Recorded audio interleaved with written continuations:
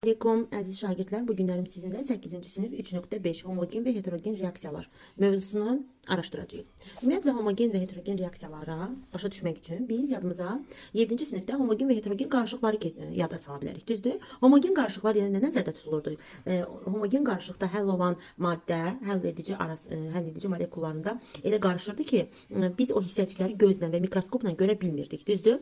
Belə qarışıqlar homogen qarışıqlar adlanırdı. Heterogen qarışıqlarda isə əməl başda həll olan maddə həll edicidə görünürdü, yəni gözlə görünə bilirdi. Bunlara asılqanlar deyirdik. Deməli, heterogen sistemi idi. Asılqanları deməli necə adlandırırdıq, necə yerə bölünürdü, yadımıza bilən salaq, emulsiyalar, suspenziyalar, asılqanlar iki yerə bölünürdü, düzdür? Maye bir-birində həll olmayan və bərk maye bir-birində həll olmayan. Lakin homogen qarışıqlarda isə bir-birində həll olan mayelər və mayedə həll olan bərklər, belə qarışıqlar, homogen qarışıqlar olurdu. Yəni hissəciklər gözlə görünmürdü. İndi isə reaksiyanı bu istiqamətdə başa düşməyə çalışaq. Tərifi də kitabda verildiyi kimi əvvəl oxuyum, sonra isə izah edeyim. Reaksiya daxil olan deməli maddələrin əmələ gətirdiyi fazalara görə reaksiyalar homogen reaksiyalar və heterogen reaksiyalara bölünür. Reaksiya daxil olan maddələrin əmələ gətirdiyi fazalar. Ümumiyyətlə, əgər bir fazada gedirsə reaksiya, bu homogen reaksiyadır. Məsələn, maye, bərk. Əgər bir fazadırsa, deməli maye, bu ümumi fazada gedir bütün reaksiya. Lakin əgər iki faza arasında gedirsə reaksiya, yəni sərhədlərdə gedirsə reaksiya, məsələn, bərk maddəni maye bir mühitə atmışıq və orada reaksiya getməyini gözləyiriksə, mayenin bərkin toxunduğu səthdə gedir də reaksiya. Əvvəla o hissədə gedir, yavaş.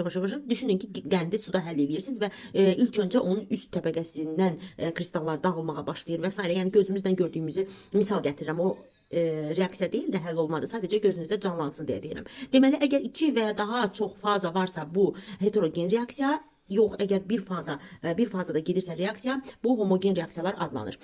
Homogen reaksiyalarda, yenə deyirəm, reaksiya daxil olan və alınan maddələr eyni aqreqat halda olurlar. Daxil olan və alınan. Məsələn, maye reaksiyaya girir. Belə deyək də, qaz, hələ ki homogendən danışıram. Qaz reaksiyaya girirsə, məsələn, H2, xlor 2, bu da qazdır, alınır 2H xlor. Deməli, bunların hamısı qazdır. Alınan maddə də qazdır. O zaman bu belə reaksiyalar homogen reaksiyalar adlanacaq. Yəni qaz fazada və məhlulda baş verən reaksiyalar. Yox, əgər reaksiyada bərk maddə varsa, deməli o heterogen reaksiyadır. Bəs hansı reaksiyalarda belə deyək də bərk maddə olduğundan əmin olaq. Bax, hansı reaksiyalarda ki sadəcə karbon var, hansı reaksiyalarda sadəcə bor, yəni bəsit halda element şəklində silisium, metal və ya metallı birləşmələr varsa, indi bəzi birləşmələrə indi baxacağıq, bəzi reaksiyalara baxacağıq. Yəni metal varsa bəsit halda karbon, bor, silisium, belə sonra atomar kristal qəfəsi yadımıza salırıq. Məsələn, silisium O2, silisium karbid. Bax belə deməli maddələr varsa reaksiyada gözümüz axtarsın da təkcə metal və s. Bunlar heterogen reaksiya adlanacaqdır. Heterogen. Yəni müxtəlif cinsli reaksiya, yəni fazalar sərhəddində baş verəcək reaksiya. Lakin indi baxırıq homogen reaksiyaların misalına. Məsələn, deyirəm ki, deməli heterogen reaksiyalarda reaksiya daxil olan və ya alınan maddələr ən azı bir müxtəlif aqreqat halında olmalıdırlar da. Yəni məsələn qaz, maye, bərk, bax belə olmalıdır. Homogende isə eyni olmalıydı. Maye, qaz. Bərk maddələrin iştirak etdiyi reaksiyalar, deməli reaksiyalarda reaksiya prosesi harda gedir dedik, toxunma səthində gedir. Bax burada bayaqlarını göstərdik. Toxunma səthində gedir. Buna görə də belə reaksiyalar heterogen reaksiyalar adlandı. Deməli, əgər məsələn bir dənə yazaq, karbon bərkdir, oksigen qazı ilə reaksiyaya girir. Deməli burada bərk, qaz. Deməli burada müxtəlif aqreqat halı var və bu fazalar sərhədində gedəcək və alınır cavab burada CO2. Məsələn, metal. Bax görürsüz metal, üzərinə gəlirəm su. Dedimi, hansı reaksiyada təkcə karbonu görürsünüz, hansı reaksiyada metal görürsünüz. Belə reaksiyalar deməli heterogen reaksiyadır. Bunu da yazdıq. Sonra kitabınıza bir dənə nəzər salaq.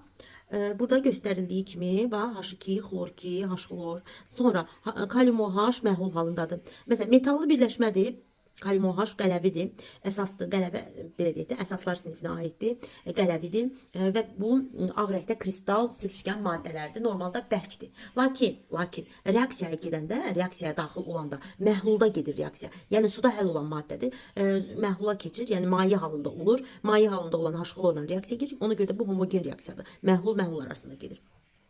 Homogen reaksiyalar fazanın bütün həcmində gedir. Deməli, homogen reaksiyalarda reaksiyalar bütün həcmdə gedir. Necə ki, qaz, maye, maye. Məsələn, azot və hidrogendən ibarət deməli reaksiya da amonyakın alınması reaksiyasında gördüyünüz kimi bax hidrogen qazı tutaq ki azot qazı bir yerdə reaksiya gedir və alınan amonyak da bir yerdə gördüyünüz kimi alınan amonyak da bütün fazanı əhatə edir. Sonra heterogen reaksiyalarda bərk maddələrin maye və qaz halında olan maddələr ilə reaksiyalarını misal göstərmək olar. Bərkin, maye, bərkin, qaz ilə reaksiyasını göstərmək olar ki, biz burada göstərdik. Heterogen reaksiyalar fazalar sərhədində baş verir. Məsələn, dəmir parçasının xlorid turşusu məhluluna daxil etdikdə reaksiya dəmirin səthində gedir. Bərk və maye fazalar sərhədində, yəni baş verir. Bax, bu reaksiya burada göstərilib. Kitabda şəkli görürsünüz.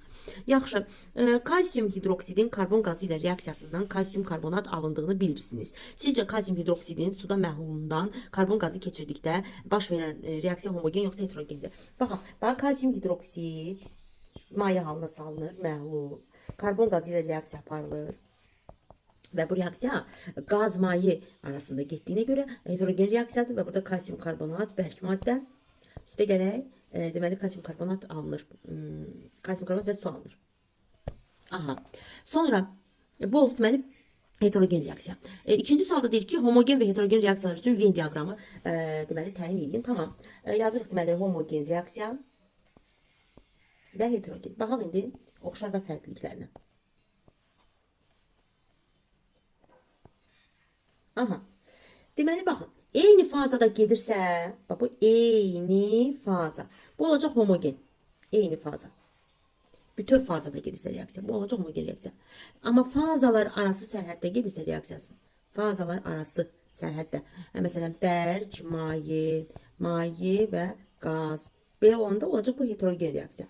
Lakin maye, qaz olacaq deməli homogen reaksiya. Bəs oxşarlığı nədir? Hər iki reaksiyanın sürəti var, hər iki reaksiyada enerji dəyişməsi baş verir, hər iki reaksiyada tarazlıq yaranır və s. kimi nüanslar ola bilər. Başlanğıc maddələr var, məhsul var, belə. Yəni ki, hər iki reaksiyada oxşar oksidaşma dərəcələrinin dəyişməsi və ya dəyişməməsi ilə də gedə bilər. Deməli, hər iki reaksiya üçün oxşar cəhətlər bunlardır. Lakin fərqli cəhətləri bildik. Eyni fazada baş verməsi və müxtəlif fazalar sərhədində baş verməsi. Yaxşı, gəlirik öyrəndiklərinizi yoxlayın bölməsində. Deməli, bizdə deyir homogen və heterogen reaksiyalar nədir? Hər birinə aid bir nümunə göstərin. İndi siz mənə dərsi dinlədikdən sonra necə ki təhvil verəcəksiniz çalışmaları. Bax, orada buna aid qəşəngcə tərifi yazırsınız və hər birinə aid nümunə göstərirsiniz. Burada da deyir ki, homogen və heterogen reaksiyaları uyğunlaşdır. Baxın, A bəndində qaz, homogendir. B bəndində bərk, qaz. Bu heterogendir, bərklə qaz arasında. C bəndində məhlul, yəni maye. O zaman homogen reaksiyalar bir aid olacaq deməli A və C, heterogen reaksiyalar isə B və D olacaqdır. Hansı reaksiyalar fazalar sərhədində baş verir? Cavablarımızı əsaslandıraq. Tamam, alüminiumun üzərinə H-lor. Bax, bu fazalar sərhədində baş verir. Çünki alüminium bərkdir, metalda H-lor isə mayedir. Fazalar sərhədində baş verir. Yəni eyni fazada deyil, bir-birindən fərqlidir.